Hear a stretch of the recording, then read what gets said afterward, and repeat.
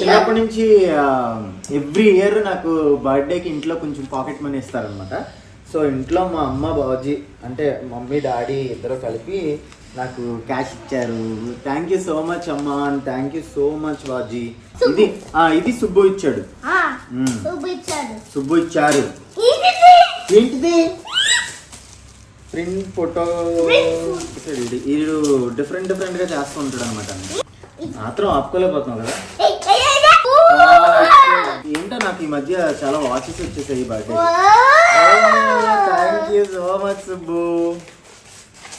And ఇది సుబ్బు ఇచ్చాడు అనమాట. యాక్చువల్లీ పిక్ నాకు బాగా ఇష్టం.